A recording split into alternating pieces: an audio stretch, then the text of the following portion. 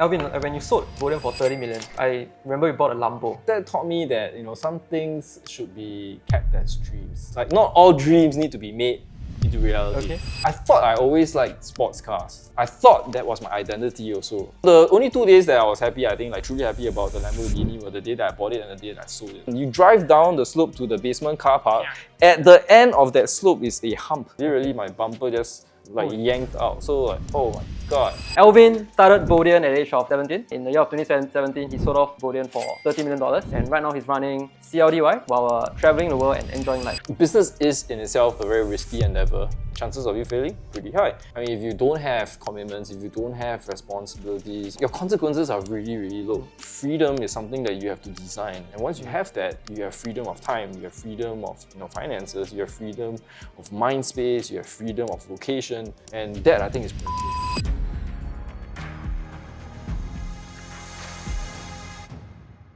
Welcome to the 3M show, where we invite self-made millionaires and entrepreneurs to discuss on the topic of money, mindset and mastery. Today we are very happy to have with us here Mr. Alvin Poh. Alvin, good to have you here on the show with us. Here, man. Right, Alvin, perhaps you could start off by introducing yourself and share with the audience, like, how do you step into entrepreneurship? Wow. Okay, that's going to be a long story, I guess. But in a nutshell, I never really had the desire to be an entrepreneur, I guess. Like, when I was younger, it was always a matter of survival. And I guess the one question that I had was, what do I do with my life? Do I go find a job? And you kind of have an idea of what a job entails, what kind of salary you get, and all of that. Or do you want to try to do your own thing? And for me, I guess at the point of time when I was a kid, I was already doing bits and pieces of entrepreneurship. I didn't know it was called entrepreneurship. Okay. What do you do? It was just like making money, right? So Like how? back then as a kid, I started from like way young. Even when I was in primary school, I remember I always had to find ways of making money. Because my parents and my family, they weren't rich. Okay. So when I was growing up, they took care of tuition, they took care of like maybe recess money, basic recess money. But if I wanted like snacks or if I wanted to like buy a comic book, I would have come out with money of my own. One of the things that got me into trouble as a kid, I mean, I did a lot of things, right? But one of the things that got me into trouble was running this service, homework as a service. Okay. So, yes. So I mean, in business, you always have people that say that, oh, in business, you need to find a problem, right? So the problem that I found back then was that people don't like to do homework. How old were you when you did that? I was in primary school, Wow. like primary Okay. 4, 5, 6, around there, I guess. So yeah. You did your friend's homework. Yeah, for a fee. How much did you charge?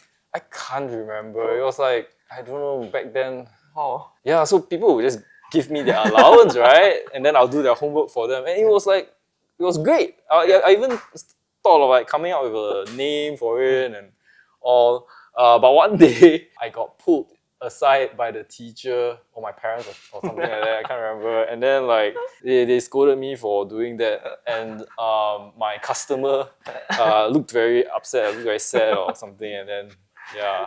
I up to now I still don't know the story, but I'm pretty sure he got found out and then he told his parents about me. And so that was your first business? Nah, that was the first business that I got caught in. Okay. So primary school. Primary school. Then how did Vodien came about? So this whole entrepreneurship thing continued. I figured stuff that I could do, right? And it was in secondary school that I started using the computer a lot. My father was in sales, so he had this computer that he got to do sales work, like proposals and documents or what.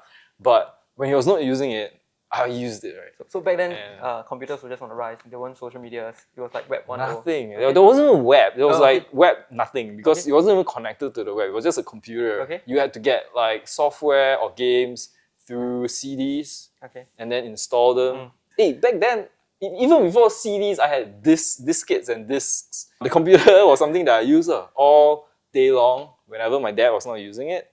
And I was using all kinds of software. And I taught myself HTML, graphics design, programming. Okay. All from scratch. Like, you just find what's available. You kind of reverse engineer stuff. You figure stuff out. Were you a good student then? Like, Oh no, how- I wasn't. Okay, Yeah, so I wasn't a good student in the sense that I didn't have really good grades. okay, but you kind of spend your time to explore and experiment. Yeah, I Okay. mean, they don't teach computers in school, but I found it a lot more interesting than like math or geography or whatever it is that I was doing in school. So I spent a lot of time and I was like very, very passionate about computers. One day, I remember my uncle came to me and he was saying, hey, you look like you know what you're doing with computers, right? And then he needed a website for his business. Also, this was when the internet came about already. Okay. I actually had to go figure out how to create a website. I said yes to him, but not knowing how to Okay. create a website. I said yes to him. So you just close him first. Yeah, yeah. And because he was like, yeah, you know, you pay me, even though it was not a lot, but Yeah.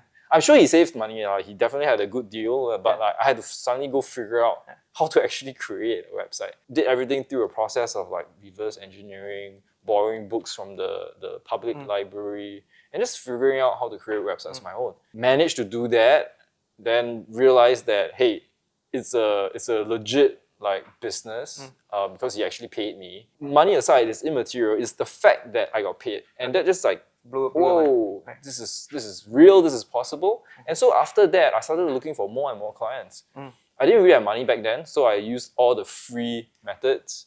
Okay. Flyers. Classified ads, flyers. Oh, in flyers, the default way of giving out flyers is like maybe like go to like MRT station or somewhere where there's a lot of traffic, right? Yep. Then I realized, oh, actually the people that need websites are the people that maybe have a business or have some like something online, right? You went door to door. No. Oh. I actually went to the library. Oh. Then I went to find all the business books or all the computer books and then I started putting my flyers in it. And my flyers were very, very small. It was like one piece of So A4 smart. Okay. paper, right? I'll cut it up into like 16 or something And just to save money. You store it into the right? And library. then cut it out manually and then just put it into the Oh, that's targeted ads. books. I guess targeted. Yeah. That's smart, man. Yeah, so that I got a few clients through that also. But yeah, that made me realize, hey, this is actually a viable business. So that was in secondary school, right? Okay. You met your founder, right? In poly, right? Yes. I read a book. Yeah. Yes. Okay. That was when I was like 17. So I went to poly because study's not my thing, right? Blah, blah, blah. Thankfully, I did okay for O-levels, but then I didn't want to go to a JC. So I told my parents I wanted to go to a poly to learn more about computers, but I had to promise them that I would go on to a university. So I had to make sure that I do well enough in poly so that I could go to a university. Okay. But because of that, when I went to a poly, I was literally the only person from my class, from my school, that I knew who was going there. Completely alone. The first day of poly, when I went to my school's auditorium, I sat down on orientation day. This was not even day one, this was day zero. Day zero, I went there, sat down beside this guy who would turn out to be my business founder. So you sat beside your co-founder. Yeah. And how do you guys like? So we start a started partnership. Yeah, we started talking, became friends, started doing all the schoolwork, assignments, projects together. Realized that we could work very well together. And then when the school holidays came, we created Vodien.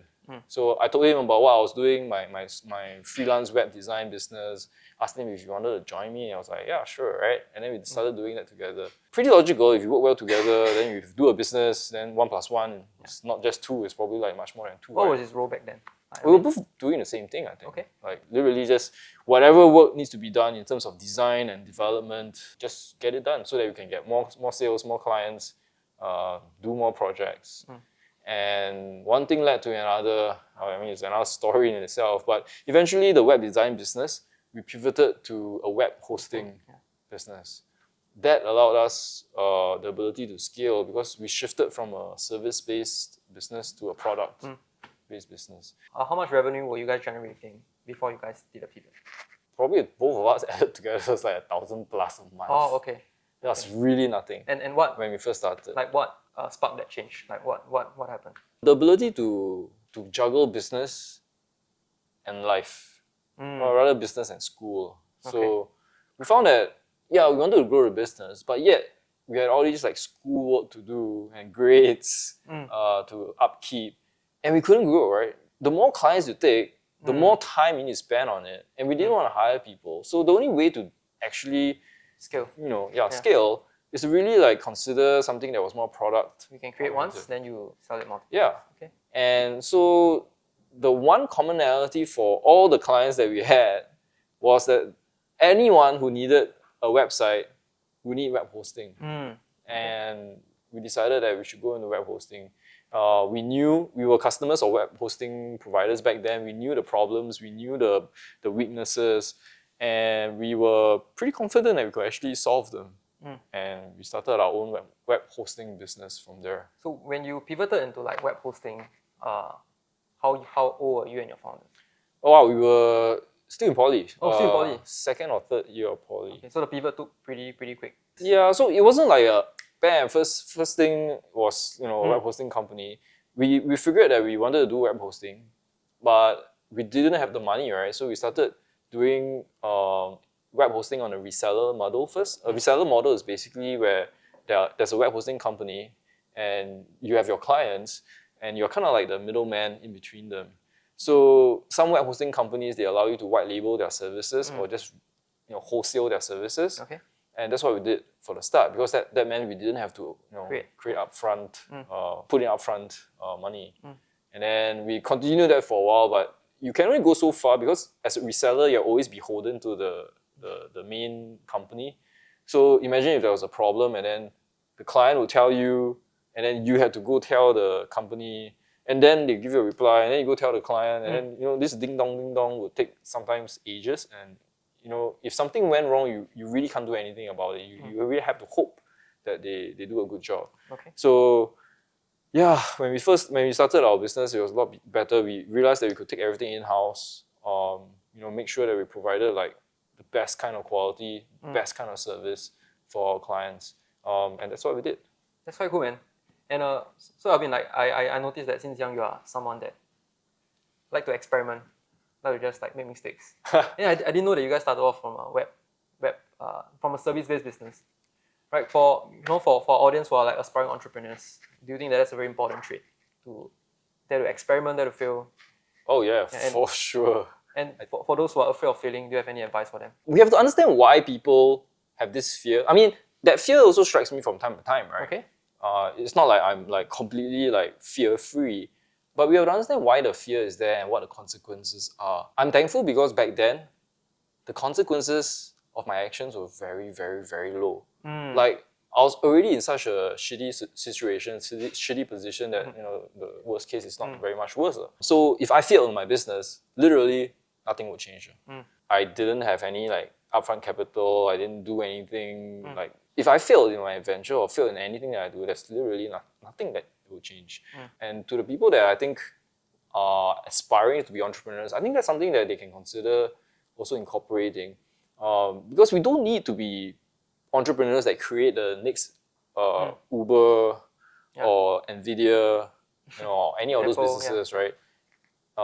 In fact, when you look at those founders, that's not their first business as well. So why not create something that's more service-based? And there are a lot of service-based businesses. You don't even need to be in web design. Like literally any business that allows you to trade your time for money, your expertise for money, will allow you to create a business out of that. And that is the perfect way to really understand entrepreneurship, business, and to have that kind of cash flow to allow you to maybe pivot or create something else further down the line. And I think you mentioned a very key point. Most people think that entrepreneurship is risky, you need huge capital. But the way you suggest is no risk, zero capital. Low risk. Low risk. Yeah. Awesome. So you definitely want to try to keep like any of the risks to a minimum. Like business is in itself a very risky endeavor. Like chances of you failing, pretty high. But you don't have to risk money or risk like tangible stuff for that. You really just spend time, effort, and give it a try, right? Like if you fail, I mean, if you don't have commitments, if you don't have responsibilities, if you don't have like 4 kids and a wife and a huge family dependent on you, then your consequences are really, really low. Would you say that starting young was a huge advantage? It was for sure. I'm a big believer that if your expenses are here and your income is here, and they're very similar, like the same level, you're effectively stuck. You're like really stuck. You cannot do anything because if you don't have your income for whatever reason, if you're sick, ill, got in an accident, you're going to be in trouble, even if you have a job, right? Because your expenses are of this level. But if your expenses are super low, then that gives you so much more leeway, so much more runway, margin. peace of mind. Yeah, peace of mind. Yeah. For you to really explore, to do the stuff that you want to do. And you don't really need to have youth on your side for that. Like, you can still have dependence. Like, maybe you're in a corporate job for like 10 years, 20 years, and you already have this like, you know, what do you call that, savings, right? Even if you have kids and a family and a house, as long as you had the foresight to keep your expenses low and be prudent about things, you still have that leeway to really try and experiment. Because if you have a monthly burn of like, you know, 4K, 5K, and your savings are like maybe 200K, you literally have 2 years or more of runway to just go experiment and try and do whatever it is that you want to do. Fail, and maybe just go find a job again. But yeah. That's amazing. So, Alvin, when you sold Vodien for 30 million, I remember you bought a Lambo. Right? Yeah, that was before I sold actually. Then you sold Lambo. Is this related to the point that you just mentioned? Yes, yes, for sure. I mean, there's always lifestyle creep, right?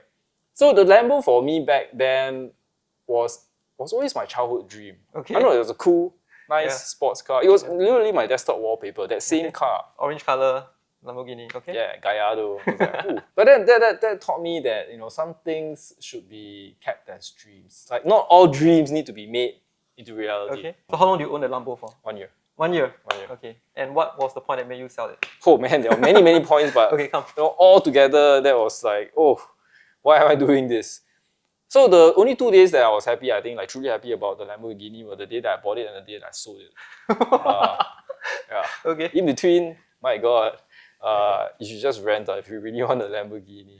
Okay, so why I wanted it? It was like my daily driver. It was my only car, and you know, not that I drive a lot, but I drive from like home to the office or something, and then maybe go out and not a lot, just that. So back then you were still in Vodien. Yeah. Oh, you haven't sold off yet? No, not yet. Okay. Yeah.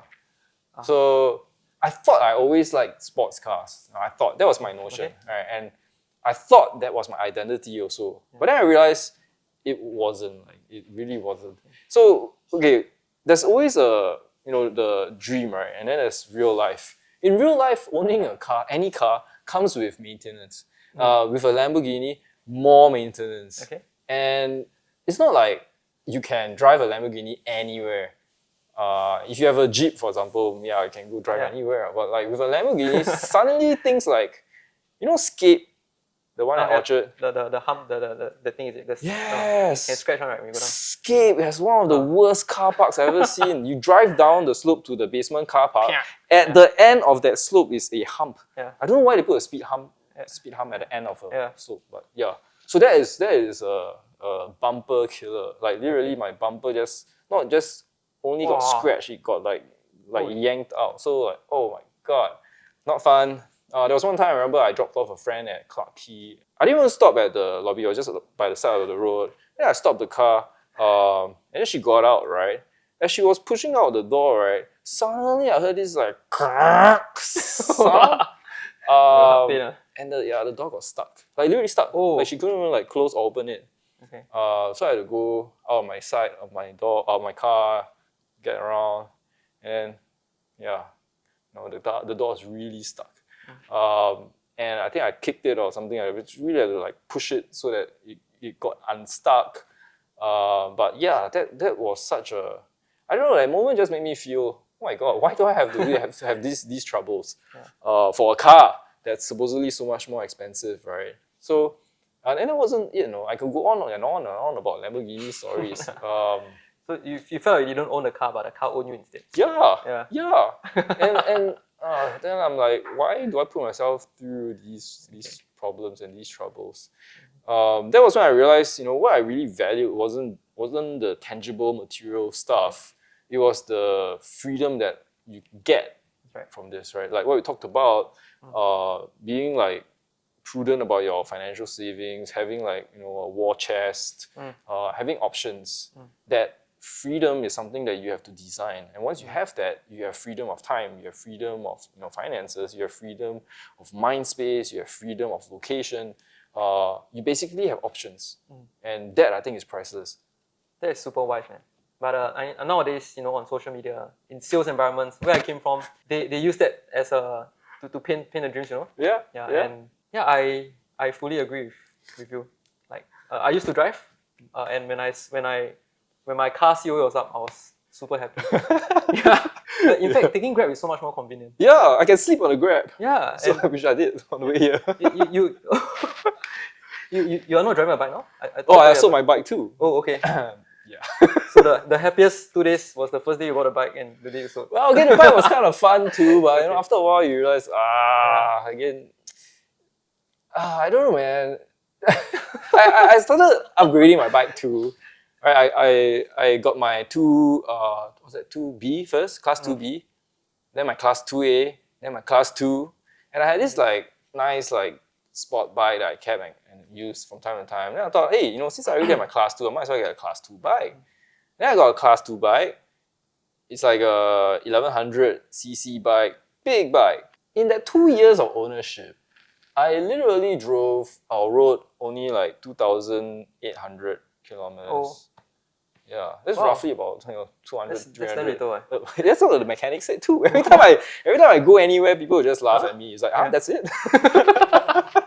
So after a while, I'm like, yeah, you know what? I should just sell this thing. Yeah. So I'm a big proponent of it, like just renting.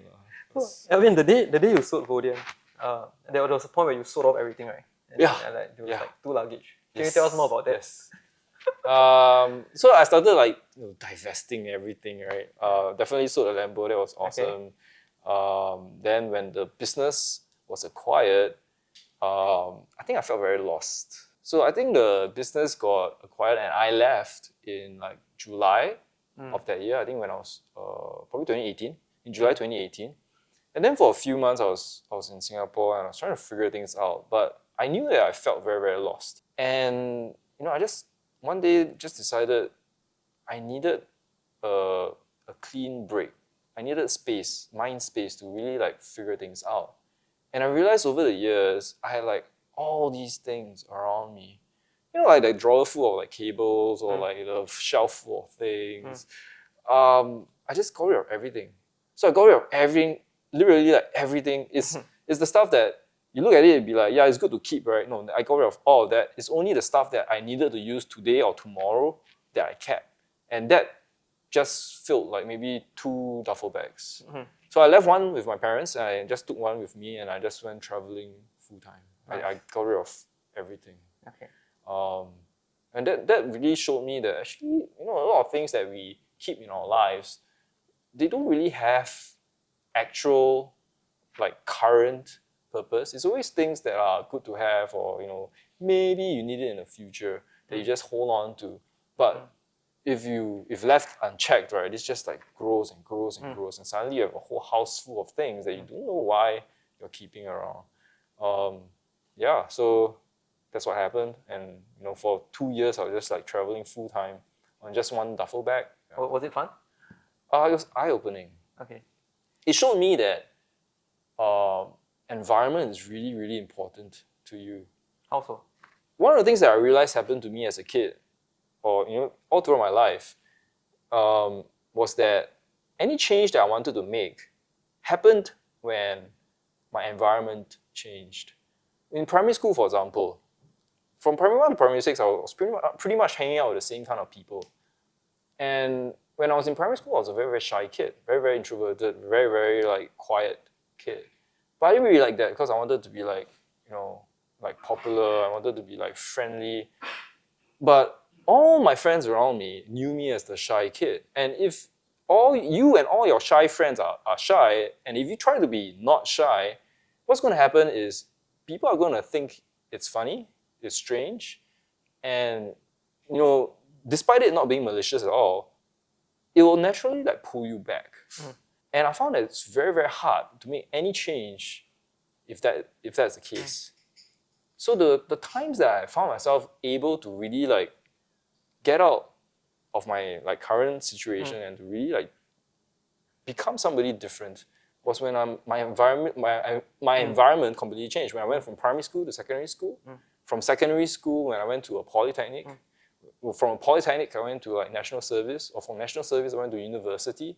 Those were the times where I could just adopt things that I was never known to be, right? But it didn't matter, because the people that would be in my secondary school, for example, didn't know me from my primary school. The people that were in my university didn't know me from like any time previously in my life, and I could be somebody that I was like previously not. And that was the thing I realized when I was traveling. What happened during the trip that made you realize that it was the environment? Oh, So how often do you, like, how many countries have you visited? How long do you stay in each country? I visited a lot of places. So I didn't really do the whole 2 days and then go to the next place, and 2 days and then move again. It was more of a slower kind of travel. So I spent like at least 1 week in every place that I was at. And I didn't really go from like country to country. I went from like city or place to place, and spent a lot of time in a certain place. So I was in like the US, in California, New York. I was in Poland for a month. I was in New Zealand learning snowboarding for about 2 months. Then I was in Japan snowboarding for about 6 months. Broken up, but it's about 6 months. Like, so it all like adds up, I guess. And I'm just traveling. Is that why you're so fit? Because you went commando as well, right? While snowboarding, Yeah. where I was like, Sorry, you in NS you went commando. oh, right? yes, yes. Do you get a lot fitter then? No, actually, commando was actually probably the worst period really? of my life. You were fitter previously. I think I was fitter after NS for sure. I had a friend that in JC he used to run like 40 minutes, 2.4. For how do you 14, do that? 14. I'm not 14. sure. 14. Okay. 40 is a bit. Yeah, 40 is like, it's tough. that's impressive, man. Yeah, like, but after he went into commandos, he did like a sub 8. Whoa. Yeah. Okay. And like what you mentioned, environment truly played a part. Yeah. Yeah. Yeah. So I don't know how fast is 2.4 for him is right now. Yeah.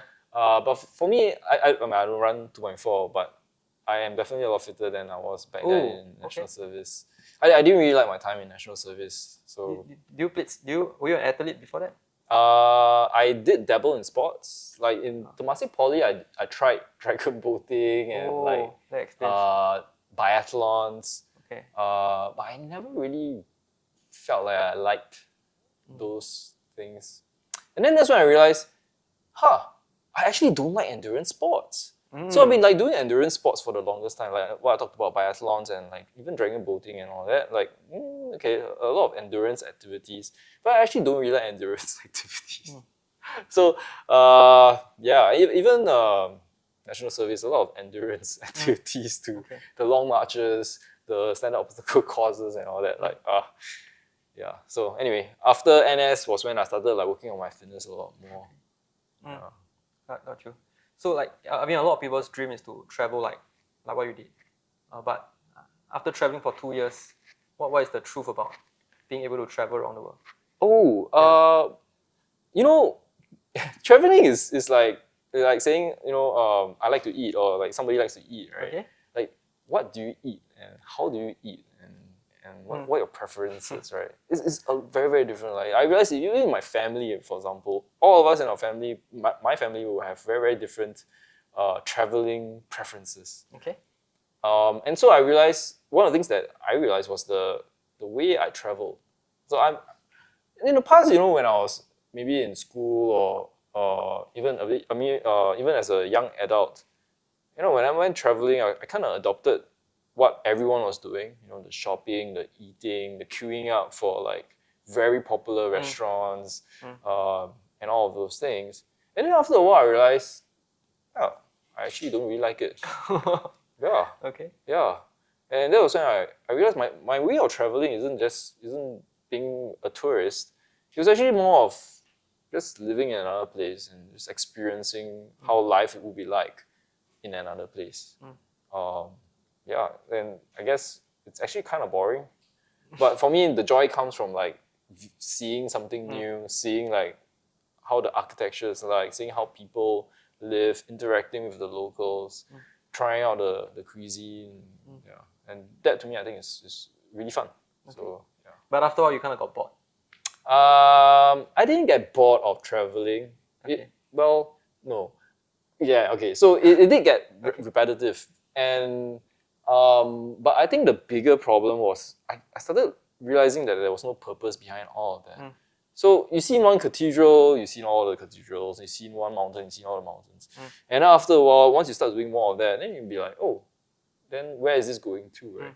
Oh, actually this brings me back to the question we were talking about, I guess. So I guess that reflection where from time to time, I didn't realize this until you asked me that just now, but I guess from time to time I will ask myself, where is this headed to? Like, do I see myself doing this 5 years later?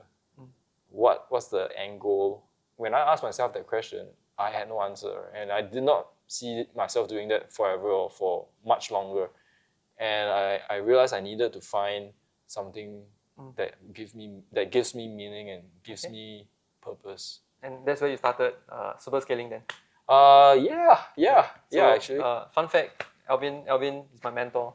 I learned how to systemize a lot of the processes in my business because of Alvin, and I'm very grateful for that. And your work has impacted lives, including mine. Awesome. I'm very glad to hear that. I think I had the opportunity, the honor to really like be the coach and mentor to a lot of really cool people such as yourself. And that's something that I'm very grateful to really go through. And yeah, although the business has closed, I think that was, man, I am so glad I went through that, because it actually, I didn't know how to be a coach. I didn't know how to be a public speaker. I didn't do any of those things. Even being a CEO back then, all these things weren't very natural to me. I was always the behind the scenes guy, looking at strategy, marketing, human resources, figuring out company policies, growth plans, and all that behind the scenes. And to become a coach, back then I had to start like giving webinars, speaking on stage, coaching people, and that was an experience for me as well. It's a learning journey. Right, Alvin, it's not common to find someone who has bootstrapped an entire company and sold it off for 30 million. So I'm sure you went through different stages of business, right? Yeah. So from zero to perhaps $1 million a year, what do you think are the main priorities of a business? Then followed by you exiting. Yeah. So let's start from the first phase first. Yeah. What do you think are the main priorities? Yeah. So I will break it down into maybe 3 stages in the business. So the startup or the launch phase, right at the start, right? Like you literally would have to do everything yourself, right? And you will start hiring people too, right? But the people that you hire, they are the kind of people that are not going to be, you're not going to hire to take over what you're good at. You're going to be hiring them to take over the things that you dread doing or are weak in. Those are the things that they will help you in. And that's going to be your life for the launch phase. When you start going into your growth phase, that's when you start looking at really finding the people that have skills that you're actually good in. So when I was a programmer by training, I literally did all the programming, or my partner did all the programming as well. And we did not hire any programmers. Okay, that was the first phase of your business. Yeah, first phase we did everything ourselves, right? You really have to make sure that everything runs, and you wear multiple hats. But as you start becoming an organization, these are the things that you need to understand that you have to let go. Because the people that you are going to hire that will help grow the organization are the people that you're going to be hiring for your strengths. So I had to hire programmers, even though I thought I'd be able to handle the programming and all that, the marketing, the sales, the operations, and all that. I had to hire people, find people, hire them, grow them in my organization to basically replace me. And it was a mindset shift because I think founders have this mindset, or they tend to have this mindset. Yeah, the operator mindset, where they feel that they have to handle everything by themselves. It is their responsibility, or they cannot trust anybody else. But that mindset is literally going to be keeping them as the bottleneck in their I think that business. mindset got them to where they are in the first place. Yes. But in order to move up to the next level, they have to give up that. Yes, they definitely have to really evolve. And that was why one of the things that was like first and foremost in the 5E scale engine in super scaling was really Envision. evolve actually. Evolve. Evolve. Okay. So the founder has to evolve. The entrepreneur that wants to run a 6, 7, 8 figure business has to evolve to be a 6, 7, or 8 figure entrepreneur. At these stages, it's not just who you hire, but how you let go of previous mindsets that helped you, so that you can be a better person and be able to run and grow the organization. So how does the entire process look like? So for example, I'm good in this function, right? So run me through the process, like from hiring to onboarding and things like that. How would you plan that? Because there are many entrepreneurs out there who are struggling. Yeah. Like they are doing everything themselves. And Yeah. they are overwhelmed by the stress. Yeah, I've spoken to a lot of entrepreneurs Yeah. like that, but it's not a process problem for them. It's for them. There was one guy who basically couldn't let go because he thought that the business was running on, that he had the responsibility to run the business. It was a family business, and he was trusted to run it, and he was the sole guy. He was supposedly the guy that had the skills, the expertise, the experience. So it's more of the beliefs and the mindset that has to and that's evolve what I mean. first. Yeah. Okay. And the moment he stepped away, guess what? Nothing happened. The business continued to run. In fact, like literally nothing happened. He in his mind he thought like, oh shit, things will break. Customers will get upset. Things, products won't be delivered. Yada yada yada. But literally, he stepped away. Nothing happened.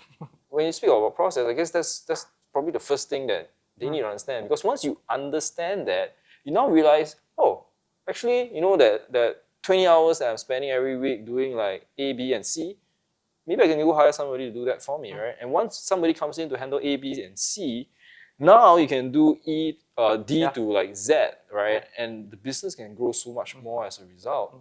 So really, it's really the mindset, and once that's something that's fixed, the process comes in naturally. You realize that, oh yeah, there's a gap in the business, or you can actually plan like, hey, there's actually all these things that can be done, and we can start finding people to fill up the gaps.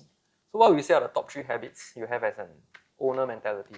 Like, for me personally, or if I'm a business owner that I'm overwhelmed with all the functions, what are the top 3 habits that you would recommend? Well, the first habit is to really be sustainable. And now that I think about it, it pairs pretty closely to that reflective process that you talked about. And being sustainable means that whatever we do, commit to doing, has to move us towards a vision of the future that we have. Now, there are a lot of questions that should be in our mind once you hear this, because do you even have a vision of the future? Is that vision even something that's clear or reasonable? And is that something that's in line with what you want to do or what you're doing right now? Because once you have that vision of the future, The 4-stage future. the 4-stage future, yes, it's basically working backwards, right? Once you have that future, you can actually understand what you're doing right, whether what you're doing right now is bringing you closer or further away from the future. Because if you're doing things that, hey, maybe it brings in revenue, maybe it like keeps you busy, but at the end of the day, doesn't even bring you to that vision, then you're gonna have a problem. Okay. So I think being sustainable, in my definition, is just making sure that you're doing the things and you're committed to doing them, and do only the things that bring you towards that. But in the first place, you must have that end in mind done right from the start. Yeah, Okay? yeah. Any The danger is, having such a vague, ambiguous vision that literally anything can happen. Like, I want to be rich, or I want to have a business. Then literally anything that you do probably will you think will bring you there. But then what's going to happen is you're going to be damn busy. You're going to be damn burnt out. You're going to be damn stressed, and you're going to realize that all these things are going to be for nothing. So I think you definitely need to have sustainability as one of your core beliefs or core like values. And then the other one is leverage. I think leverage is super important. Even nowadays with AI, I believe is a form of leverage. Before AI, there were still tools and software, but not as high leverage as AI. And even beside that, there's anything that's a resource is something that can be used as leverage. So even human resource, your team, that's a resource, right? And that gives you leverage. So one of the things that changed for me was the me versus we mindset. And founders, at least for myself, when we start businesses or do things, it's always about me. I want to do this. I can handle that. I have the skills to do this. It's just me. Me.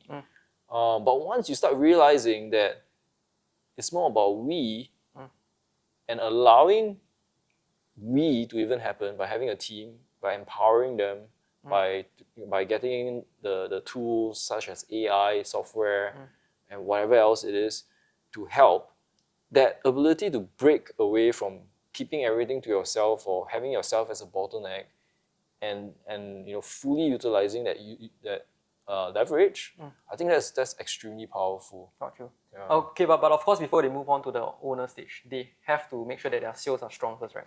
Well, right. Sales? Like the business is profitable. Oh, yes. There's healthy margins. Well, not even as a solopreneur, even as a one-man show, I think you can still utilize leverage. Okay, so how to be if two people are working on a business, and we're not even talking about a big business, maybe just two people working on a project or a task.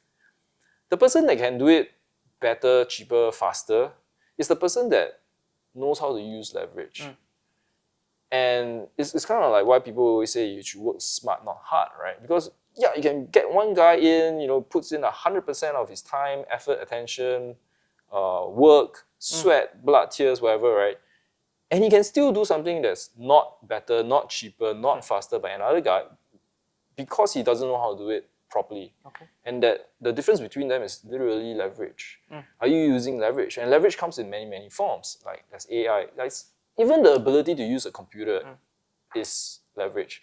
Even the ability to use maybe a mobile phone is leverage, right? Which is why sometimes there's always this like feeling of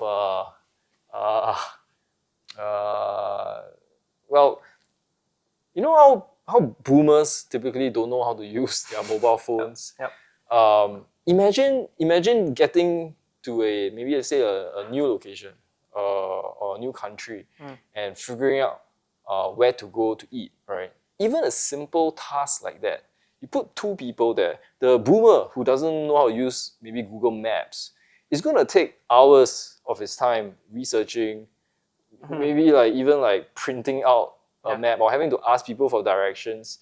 So the simple task of figuring out where to go to eat, right, is going to take multiple times longer for somebody that doesn't know how to use a mobile phone versus somebody that knows how to use a mobile phone and knows how to use Google Maps. They're just going to figure out how do I get to the nearest restaurant or whatever, and they're going to get there, right? And the app is even going to show them how to get there. Just that alone is just a very simple example where leverage is the differences can be vast. Now extrapolate that in a business where every day you have decisions to be made, and it's like massively compounded. So that's what I mean. So even in a solopreneur business, even as a solo founder, you are a one-man business, this can happen. If you are the boomer in your business, then literally you're losing out to that guy who maybe knows how to use Google Map, right? And in business, of course, we're talking about all the tools that are available, software, resources, even the ability to network.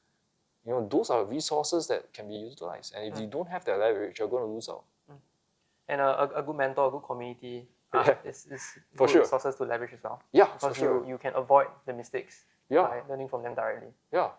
You not just avoid the mistakes, you sometimes accelerate or speed up your path because, it's not difficult to imagine, right? Like to go to again, using a different country as an example, like imagine if you go there by yourself versus you go there and ask a guy who's living there, hey, where do I go get food, right? Like, man, you're gonna get such good. You're not even going to figure out good places. You're going to get like directions. You might even get like suggestions or recommendations outside of what you asked if you just ask the right kind of person or the right person. Oh, that's the perfect analogy, man. Having to travel so often. Yeah, we were on the topic, so I guess that's the best example I could think of. Okay. What would you say is the third habit? So first is to... Well, intention. I guess that's the vision part, right? So first of all, you need to have that vision. That's your intentionality. You should have a very good idea of where you're going, because if you don't know where you're going, then literally any road can lead you there, right? And then the second part is to really understand whatever it is that you're doing, is it something that you can commit to that will allow you to bring you nearer to that vision? So I think that comes hand in hand. But once you have that, that will create this thing where you understand, like, I guess it's interesting because that's what we talked about. You understand that, because if in my personal life, there are things that I know I want to go towards and things that I don't want to go towards. And if I start asking myself that question of my personal life, I can really start figuring out whether I should do or shouldn't do something that's on my plate. And I guess that's the process that I go through internally all the time. Okay. Alvin, we spoke about like AI. I mean, recently you use AI to create a Mac app on Mac, right? So what are your views on AI and how would you have built Vodien differently? Man, I love it. As a resource, it's incredible because you can do so much with it, right? I remember at first when the LLMs came about, it was just very, very generic stuff, but still impressive. Like, I guess copywriting with text and all that. And now there's video, there's photo, there's even code, songs even. Like literally, like almost anything you can think of, you can actually have AI create a version of it for you. And I remember I was facing this problem a few weeks ago. Like, my emoji keyboard didn't work on my Mac, and I was very, very annoyed. The WhatsApp one didn't work. The keyboard shortcut didn't work as well. So I thought I should just create my own app. And so I did. I downloaded Cursor and I started, AI coding. And I created my own Mac app. Wow. And it's incredible because it's incredible, especially for somebody with an information systems background, because I know how much work it takes to get to that kind of stage. When I was in school, or when I was first learning about programming, the whole process can be very, very lengthy.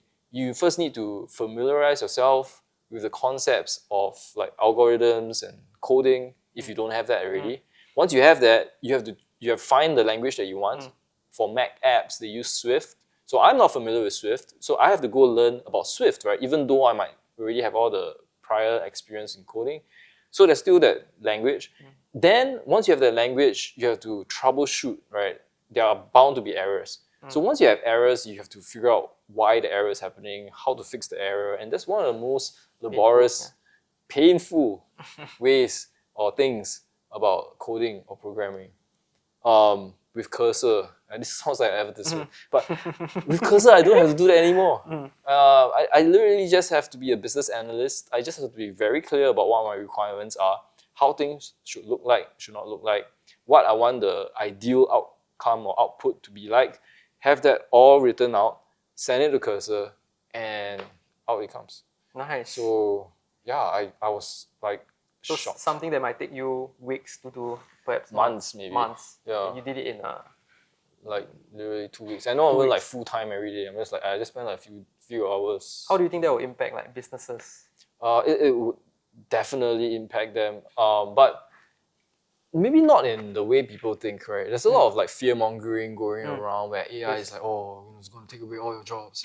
But I don't think that's necessarily going to be the case. Okay.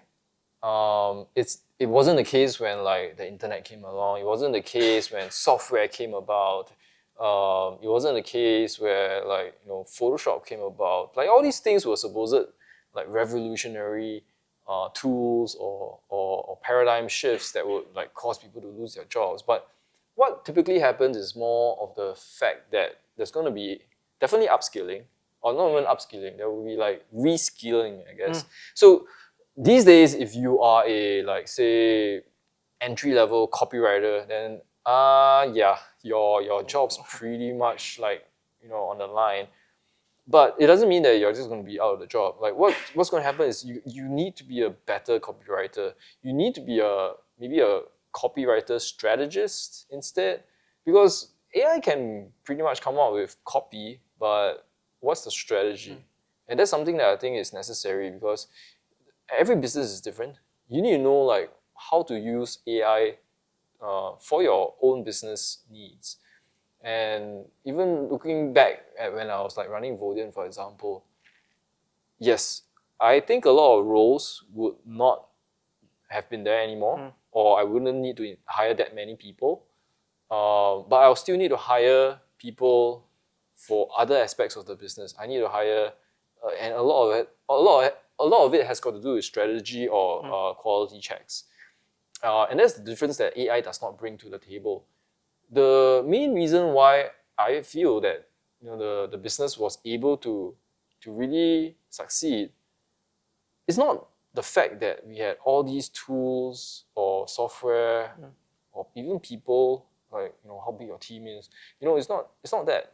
But to the end user, it's a really simple equation. It's the fact that, do I get the best service and feel like the company cares about me? That is it. If two businesses were side by side and they were providing the exact same thing, but one was completely AI driven and one was like something that had people in it, I would bet the people one would win, because there's always going to be this element of empathy. Of course, they need to be trained and all that, but the element of empathy, the hospitality, in a proper business. Not all businesses have that though, and that's why some succeed and some don't. But a business that has hospitality, that cares about their customers and their employees, and is empathetic, will succeed so much more than one that's just like an AI business. So yeah, like if you think about it, two even e-commerce, two companies that you buy product from, exactly the same product, exactly the same company, hands you the product. One just delivers the product. You want the product? Here's the product. The other one has the product, has a handwritten note, remembers what you've bought, why you bought them, answers the phone call, knows your name, fixes any problems that you have in a very empathetic manner as well. That's going to make you a loyal customer of this company so much more than the other company. So I think that's the difference that a lot of companies can focus on these days, and not worry about like AI too much. AI is great, but at the end of the day, I think it's still a tool. And how you can best serve your clients. Yes. So when you were running Vodien, what are some of the processes that you have in place to show that you care for your clients, or to really care for your clients?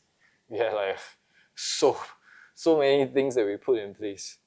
I guess in a nutshell, so there were four main pillars that we wanted to focus on. As a hosting company, we realized that we first started by differentiating ourselves on our customer support. So support was our first pillar. Okay. So you do 24/7? 24/7. 24/7. 24/7. And this was way back in 2002. Before they were like overseas workers. Yeah. No matter where the workers how do you do it? We pick up the phone whenever people call. Okay. So that was something that we committed to doing. Okay. And that was a big differentiating factor already, right? Like in business, you literally, so the only way to differentiate yourself into business is do things that people don't want to do or can't do. And that support was something that a lot of people didn't want to do back then, or they didn't bother to do. Even Singtel, Singnet, they didn't want to do that. If you had any problems in the middle of the night, like 12 midnight, good luck. Your next phone call is probably going to be the next business day, 9 a.m. If it was a public holiday, GG, you have to wait at least like 30 plus hours before you even get somebody to speak to. Okay. So we did 24/7, right? Okay. But that was support. But after a while, we realized that, support is great. But honestly, if your product or service is fantastic, nobody's going to call you, right? So that's when we realized we need to be, even more differentiated, right? And we have to focus on the things that really appeal, that people actually wanted. So we started looking at things like speed of our servers, speed of our network, making sure that things loaded fast. We started looking at security, all right, IT security, making sure that people don't get hacked. And if they get hacked, we are able to restore their data, their services, and fast. And stability, especially with hosting services. Nobody wants their website to go down, email to go down. So we have to put in servers, hardware, people, policies, software to make sure that things are stable. And these were the four main pillars of our business that we started focusing on. But these are still just pillars, right? How we translate that into something that's tangible on our customers' end was something that we had to really break down. Okay. How do you systemize hospitality? If you're one person, cool, right? It's a lot easier. If I'm one person business, I just have to worry about myself, making sure that I take care of my customers, etc., etc. For me, I guess it comes like, for example, for one person, right, it probably comes naturally if hospitality was your goal. But imagine someone else that you hire. He might not have the same experience as you. He doesn't have the same upbringing. He doesn't have the same education and all that, the experiences. So for you two to have the same notion of hospitality is going to be very difficult. You need to break it down into key metrics. You first have to break it down into training. Okay. So first of all, you need to understand, or you need to train so that everybody understand what does hospitality mean. like? Yeah, Okay. right. What does it look like? How do you display that? How do you demonstrate that? What happens if you don't? How does the customer feel, or how does anybody feel if that's not present, etc. Right? So the training happens, and training isn't just hey, here's a document, go read it. It involves role play. It involves like checks. It involves like buddying up. It involves like mentoring. Like there's a whole process, right? And it's not a 1 hour Zoom or PowerPoint presentation. It's like stretched over like many weeks, right? Or actually forever ongoing process, right? So that's training. After training, then that's where you start going into the metrics or the checks. Because, okay, you have all these things, but how do you make sure that these are being followed? You have to check. And the only way you check is either you monitor or you have metrics. And so you have to have all these in place as well. Monitoring, and that's why, typically when you call like banks or any of the large organizations, they say that, your phone might be monitored for quality purposes. That's literally what happens in an organization that has that as a priority. They do and they will, not all the calls, but randomly look at the calls and see if there's anything that's done wrong. Now with AI, I guess that's a lot easier. There's also like buddying up. So literally as you pick up a phone call, there's somebody else that's next to you. All those things. There are also metrics. So we want to keep track of that. And while metrics is another area a huge area by itself. Less tangible things like quality and hospitality are harder to measure. But you have signs. Okay. Right? You have signs. The most common is, or the most easy is probably complaints. Either presence of complaints or lack of testimonials. If you have one of these, actually both are signs that maybe hospitality isn't really there, right? And you start understanding what's going on, right? Is it a tone? Is it the words? Is it the whatever it is, right? And then you start measuring these things. So at the end of the day, our business had like this huge, not just one team, but multiple departments handling everything from training to monitoring and improving of metrics and performance. Wow. Just in hospitality alone. But then there are also other areas of the business. When it comes to hiring, how long do you usually take? Like how's the process like? Again, depending on the seniority or the level that we want to hire customer support at, entry-level roles can be pretty quick. People will come in and they'll typically be either fresh or inexperienced or relatively less experienced. But there will be a very, very strict on the job training. So when they join, if they join, there will be typically 3 months in which they will train to a certain level, to a certain basic level. They will be monitored and they'll be Supervised? and they will be checked to ensure that they can perform at that basic level. before they get like their employment confirmed. So it's a probation phase that Yes. they go through. Yes. Okay. What's your thoughts on this phrase, hiring slow and firing fast? Do you agree with that? Most of the time. So I'm hesitant to say yes to generalizations. Okay. So it depends, right? At our largest, we were 150 people. At one point of time, we had a lot of people come in as customer support, technical support people, and there's naturally going to be churn. And because of that, we actually had to continually find people. So it's not that we just take our time, don't worry, You actually have to make sure that there's a pipeline in place. So once you have that, it's structured, it's systematic, then okay, cool. That's fine. You know that with certain amount of certainty that you can get a candidate or good candidate in, then okay. So I would say that you shouldn't hire slow. Maybe you should hire Fire faster. maybe that would be faster. Maybe that would be better. For sure. Like, so as long as I think everything is like structured and systemized, I think that's great. But I definitely agree.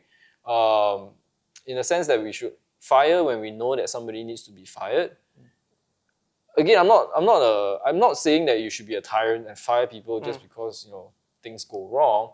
But again, things need to be systematic and it needs to be smooth in a smooth process where people have to understand what the expectations are. If they come on board to a job, what's required for them, how are they supposed to be performing, how do you know whether they're performing short or not, and have all that like very, very clear. Once that's there, then you can decide whether or not what the next steps are, right? Whether they should be managed, whether they should be placed on improvement programs, or whether they'll know that, hey, this is not looking good for you, and it looks like this company is not the best place for you to find employment in, so that they can find somewhere else to move to. And guys, if you want to understand a full picture, you guys can always read Alvin Poh's Super Scaling book. I think that book is every time someone struggles with like business systems, I always recommend that book. Recently I referred my friend to read that book and very valuable. Yeah. Right, Alvin, I think last question before we end our session. Now that you sort of Vodien, what's next for you? What is your plans for the next 10 years? 10 years. 10 years is a long time. So I'm looking at the next 1 year-ish, 1 or 2 years actually.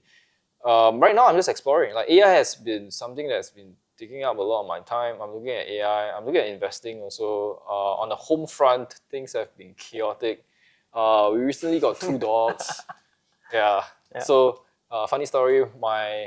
I didn't want a dog. I wanted 0 dogs, but my wife wanted 1 dog. So we compromised. We compromised. Now we have 2 dogs. And I guess that's the state of our house, our home right now. We have 2 really, really cute dogs. Really, really sweet dogs. So that's something that we are spending time on. We're also gonna move homes soon. So that's gonna take up another chunk of time. So yeah, a lot of self-improvement projects and exploratory projects, I guess, for me at this moment. On the hosting front, we started CLDY, which is a hosting company as well. We realized in the industry the same problems are still occurring. Right? What we talked about, the speed, support, security, stability, these problems are still occurring. And so we created a cloud hosting company this time.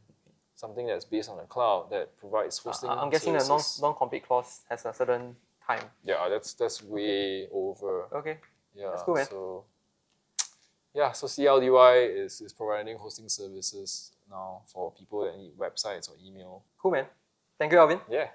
We want to end off with a rapid Q&A. So I'm just gonna. Oh my God. Just gonna ask and you have to answer, okay? What is one hobby or activity you're most passionate about now? Calisthenics. Calisthenics, right? Can insert a B-roll of Alvin Poh doing B-roll. handstand push-ups. I see a lot of your funny jokes on TikTok. on a bar jokes. Yeah. Okay, favorite country you have visited? Poland. Poland. Poland. Yeah. It's what about Poland? Funny story. But okay, I love the people. I love the food. I love the weather. It's just a very enjoyable, and it's not like very happening. It's just very livable. A book that impacted you the most? The Goal. What was the book It's about? a systems thinking Systems book, book, okay. but written in the form of a novel. And I absolutely love that. And I was a, Goal. I was always a very systems driven person, I guess, but I didn't understand that about myself. And then I read the book and I really resonated with it. One piece of advice you'll give to your 17-year-old self? Man, don't buy the Lambo. Don't buy the Lambo, man. No, so my polytechnic actually interviewed my co-founder and myself some time back, and they asked this question like, "Oh, hey, what would you change if you turn back time?" And both of us had the same answer. We wouldn't change anything because man, there are ups and downs for sure, right, in our lives. But I think everything just resulted in who we are today. And if you change anything, I guess changes like who you are. Look, I can just like give myself the piece of advice.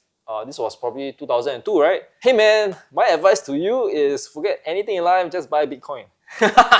Then like, wow, I would be the richest person in the world, right? But describe the education system in one word. It's a system. System. It's a system. Maybe one word would be too hard. Like, what's your views on education? Yeah. So the problem is, so I'm a systems kind of person, or people describe me as a systems kind of person, but I don't like systems because they are tools that try to standardize things to benefit the whole. So if you're like Singapore, for example, the whole population, right? Singapore is the government. It's all a system, but that system doesn't benefit the whole. Everybody will not benefit as a result. Or if you try to benefit everybody as a result, nobody benefits. And I've seen that in my business as well.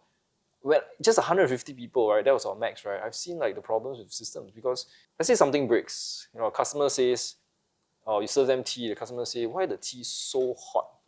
Then you'd be like, "I hear you. I shall make the tea less hot." The next customer comes in, gets the new cup of tea, the new temperature, and then starts to tell you, "Hey, why is the tea so cold? I want it hotter." What are you going to do? Systems means that you need to have a fixed, SOP, result or SOP. Then you're going to fluctuate between like this, too much, too little, whatnot. And, it's going to cause a lot of friction. So you say that the biggest problem about the education system is that it's too systematic. It needs to be more. It's a standardized system. So the problem with that is that it either benefits everybody, and by that nobody benefits a lot. Yeah, that's the problem with systems. Oh, that's a nice way to put it. One person you can have dinner with, dead or alive. You, bro. All right, man. Thanks for having it. Thanks, man. It's fun.